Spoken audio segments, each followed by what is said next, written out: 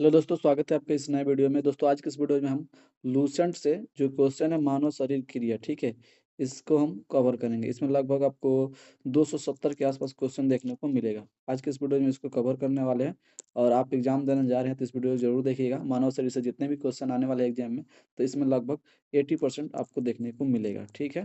इसमें cell, bones और सारे सारे चैप्टर इसमें कवर हो जाएंगे। चलिए शुरू करते हैं, क्विक रिविजन कर लेते हैं। पहला क्वेश्चन देखिए, एक वयस्क मानव शरीर में हड्डियां होती है तो 206। नेक्स्ट आप यहाँ पर देखिएगा, नवजात शिशु में हड्डियों की संख्या होती है लगभग 300। नेक्स्ट देख लेते हैं, मनुष्य की खोपड़ी में कितनी अस्थियां होती है तो खोपड़ी में 8। नीचे देखिएगा, मनुष्य के शरीर में पसलियों कितने जोड़े तो पसलियाँ आपका होगा 12 जोड़ी।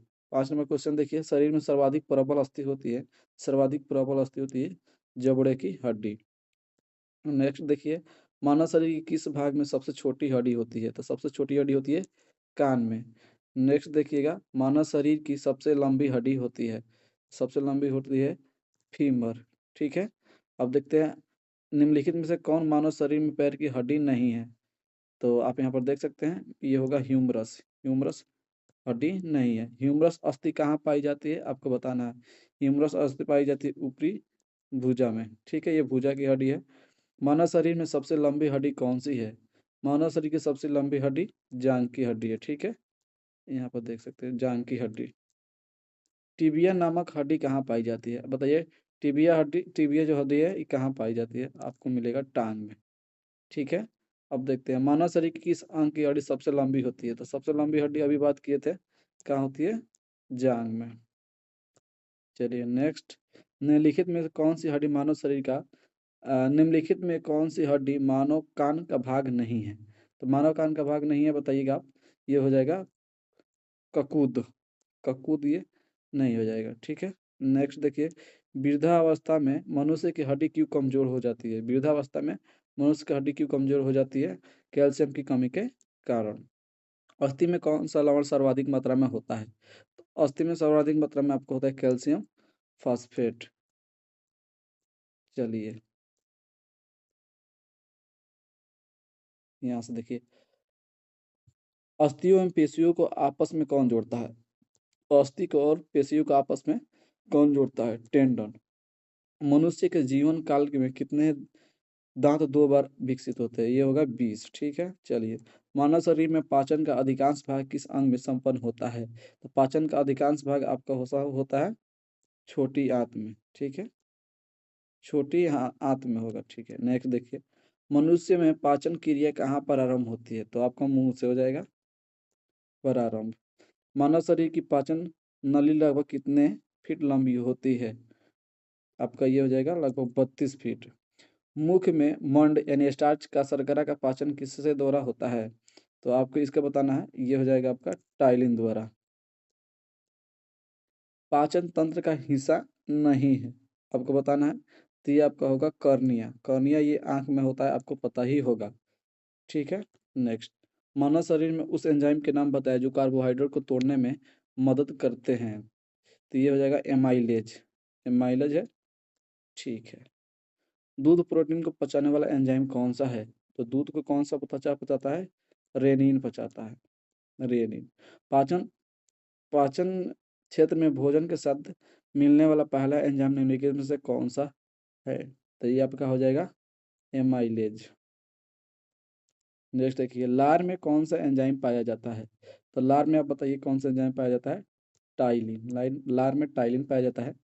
पेट में भोजन को पचाने के लिए निम्नलिखित में से किसकी खास आवश्यक होती है तो आप बताइए इसका क्या होगा?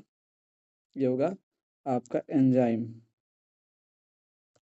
ठीक है। थोड़ा सा दिक्कत हो रहा है, पहली बार मैं इससे लिख रहा हूँ, ठीक है, तो थोड़ा सा प्रॉब्लम हो रहा है तो इसको थोड़ा सा अवॉइड कीजिएगा। देखिए, लार किसके पाचन में सहायक होता है? लार आपको बताना है किसके पाचन में सहायक होता है तो आपको बताया कि ये स्टार्च के पाचन में सहायक होता है। मनुष्य की मुंह गुहा में निम्नलिखित में से किसका पाचन प्रारंभ होता है तो मुंह से किसका होता है तो कार्बोहाइड्रेट का पाचन शुरू हो जाता है, आप यहाँ पर देख सकते हैं। चलिए नेक्स्ट पेज देख लेते हैं। मानव शरीर में भोजन का रक्त के द्वारा अवशोषण कहाँ सर्वाधिक होता है तो ये आपका हो जाएगा छोटी आंत में। प्रोटीन का पाचन कहाँ से प्रारंभ होता है आपको बताना है तो ये आपका होगा उदर से। ये थोड़ा सा क्वालिटी पीडीएफ का गड़बड़ हो गया इसमें। निम्नलिखित में से कौन सा आहार नलिका नलिका है बताइए। ये आपका हो जाएगा ग्रास नली। ग्रास नली है जो ये आहार नलिका है, ठीक है। अच्छा, पचे हुए भोजन में मौजूद विषैल है, पचे हुए भोजन में मौजूद विषैल है कौन सा अंग चूर्ण करता है बताइए। ये आपका हो जाएगा यकृत। पेप्सिन है एक, पेप्सिन क्या है, पेप्सिन है एंजाइम, पेप्सिन एक एंजाइम है, ठीक है। पेप्सिन बदल देता है, तो पेप्सिन किसको किस में बदलता है बताइएगा आपका। पेप्सिन बदलता है प्रोटीन को पेप्टिडोग्लाइड में, ठीक है। पाचन क्रिया में प्रोटीन निम्नलिखित में से किस पदार्थ में बदल जाते हैं, तो बताना है पाचन क्रिया में प्रोटीन किस में बदलता है। ये आपका हो जाएगा एमिनो अम्ल में, ठीक है। 47 नंबर क्वेश्चन देखिए, निम्नलिखित में से वह अंग कौन सा है जो मानव शरीर में ग्लाइकोजन के रूप में कार्बोहाइड्रेट जमा करता है। ये हो जाएगा यकृत। पीत रस में से किससे पैदा किया जाता था, पीत रस आपको बताइए किससे निकलता है। पीत रस अग्नाशय से, ठीक है। इसके बाद से देखिए, पीत का प्रमुख कार्य क्या है, पीत का प्रमुख कार्य क्या है।